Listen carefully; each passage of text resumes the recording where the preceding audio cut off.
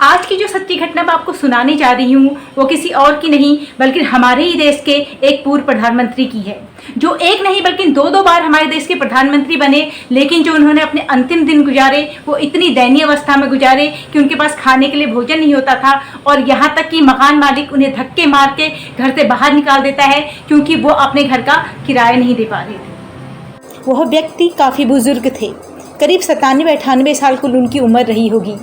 किराए के मकान में पुराना बिस्तर, कुछ बर्तन, प्लास्टिक की बाल्टी, एक मग आदि, बस कुल इतना ही उनके पास सामान था। कुछ समय के बाद किराए के पैसे देने के लिए भी उनके पास पैसे नहीं होते हैं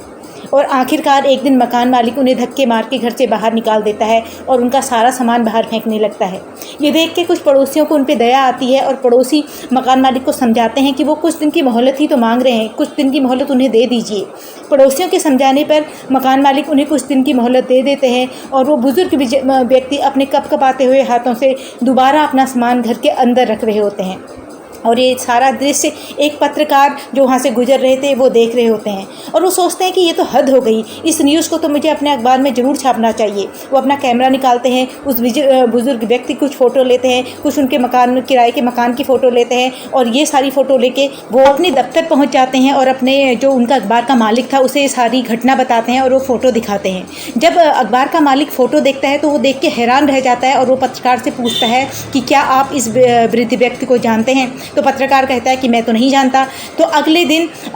उनके जो अखबार है उसके फ्रंट पेज पे एक खबर छपती है जिसका शीर्षक था, भारत के पूर्व प्रधानमंत्री गुलजारी लाल नंदा एक दयनीय जीवन जी रहे हैं। न्यूज़ में आगे लिखा था कि कैसे पूर्व प्रधानमंत्री किराया ना दे पा रहे हैं और कैसे उनके पास कैसे उन्हें मकान मालिक घर से बाहर निकाल देता है। आगे उन्होंने टिप्पणी भी की थी कि एक व्यक्ति जो दो बार पूर्व प्रधानमंत्री रह चुका है और लंबे समय तक केंद्रीय मंत्री भी रहा है, उसके पास खुद का घर भी नहीं है। इस खबर के दूसरे ही दिन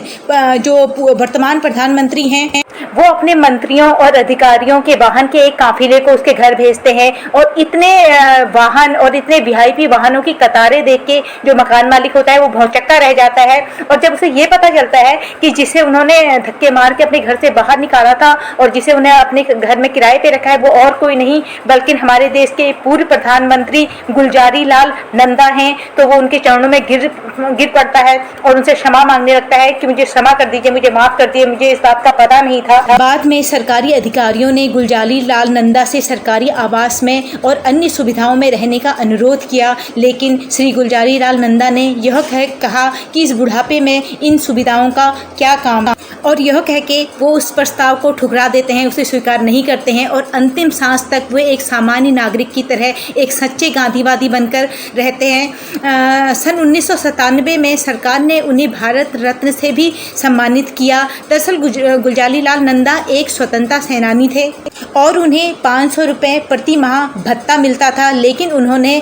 यह कहते हुए रुपए लेने से मना कर दिया था कि उन्होंने स्वतंत्रता सेनानियों के भत्ते के लिए लड़ाई नहीं लड़ी थी। बाद में उनके मित्रों ने उन्हें यह स्वीकार करने के लिए विवश कर दिया, यह कह के कि उनके पास इसके अलावा कोई भी दूसरा इनकम सोर्स नहीं है और इन्हीं 500 रुपये से वो अपना